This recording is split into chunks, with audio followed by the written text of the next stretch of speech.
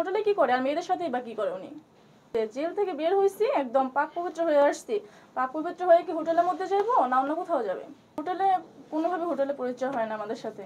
কদমতলী বসে পরিচয় হইছে। রাজুকে চিনেন আপনি? না, রাজুকে চিনি না আমরা। রাজুর কিন্তু কল রেকর্ড আছে, মিমে জন্য সাথী এবং আপনার নাম উল্লেখ করে। হ্যাঁ, রাজু যে ওই বিবারিয়া হোটেলের যে ম্যানেজার, তার কিন্তু কল রেকর্ড আছে আমাদের কাছে।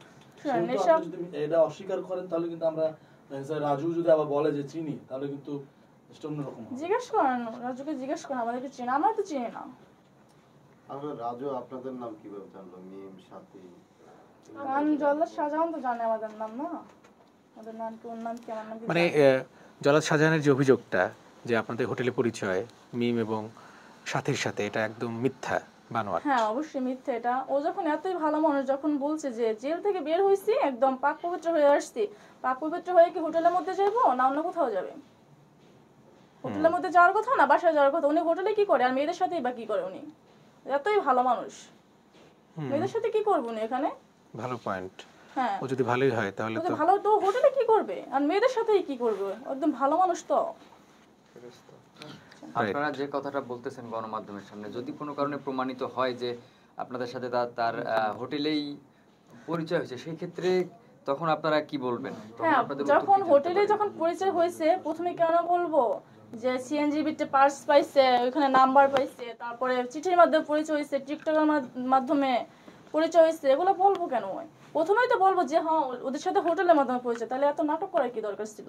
প্রথমে তুমি বলে দিতা যে হোটেলে পরিচয়। তার মানে জল্লাদ শাহজাহান এক মুখে অনেক কথা বলছে। এক মুখে অনেক কথাই বলছে। একবার বলে টিকটক আইডির মধ্যে পরিচয়, কই টিকটক আইডিতে পাইলাম না। ওই টিকটক ভিডিও করে কই আইডি তো আজ পর্যন্ত পাইলাম না। কি আর টিকটক করে হয়? টিকটকের ভিতরে পরিচয় হইছে। 1 মিলিয়ন ফলোয়ার আছে টিকটকে। না, এসব কিছুই না। আপনারও তো টিকটক আইডি আছে। আমার আইডি আছে, মিছা কথা বলবো না, আমার আইডি আছে, কিন্তু ওরকম ভাবে ভিডিও করি না। টিকটক এখন সবাই করে, আমারও আছে। হ্যাঁ, সবাই করে। জুয়ান বুড়া সবাই তো করে টিকটক। এটা করা কি অপরাধ? না, সাধারণের নিয়ে করছেন আপনি? না, মানে নাই কি টিকটক। টিকটক করার লোকের অভাব পড়ছে, যে ওর মতো লোকের টিকটক ইয়ার করতে সাথে হবে। সাথীর সাথে আপনার কত দিনের পরিচয়? 2 বছরের মতো। 2 বছর? হ্যাঁ, আমাদের গ্রাম থেকে আর ওর সাথে পরিচয়, বাইরে থেকেই পরিচয়। মানে আমাদের হলো পিরিস, মানে ওদের হলো পিরিসপুর, আমাদের হলো রাজাপুর। আচ্ছা, পাশাপাশি আর কি। হ্যাঁ, গ্রামটা একটু। আপনি জানেন আপনার বান্ধবী কয়টা বিয়ে করেছে? যেটা সত্যি বলতে, বান্ধবী যে একটা বিয়ে হয়েছে জানতাম, আমি এটা বিয়ে করছে, কিন্তু কয় মাস কি সংসার করছে এটা আমি জানতাম না, বুঝছেন? কয় মাস কি থাকছে সেটা জান, বিয়ে হয়েছে জাস্ট এটা জানি আমি। আপনাদের মধ্যে কি এই নিয়ে কখনো আলোচনা হয় নাই? কি নিয়া?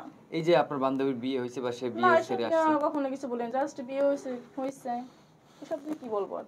কিছু বলিনি। সংসারে মিম, অশান্তি হলো। এই যে সংসারে যে অশান্তি হলো, সংসারে অশান্তি হয়েছে, ওরকম একটা আমার কিছু বলা নাই, কারণ ও থাকে এক জায়গায়, আমি থাকি আর এক জায়গায়। এগুলো তো বেশি, ওর সাথে কোনো বেশি সম্পর্ক ছিল না, ফোনের মাধ্যমে অত কথা বলি নাই, বুঝছেন? যত কিছু জানবো, তো জাস্ট কিছু কিছু কথা বলছি, এগুলো জানছি। আচ্ছা মিম, এর ভিতরে একটা কিউরিওসিটি থাকে, যার কারণে জিজ্ঞেস করা যে উনি যে সংসার করছে বা সেই সংসার থেকে চলে আসছে, এই বিষয় নিয়ে কখনো আপনারা আলোচনা করছিলেন কি? ওরকম ভাবে কিছু করি নাই।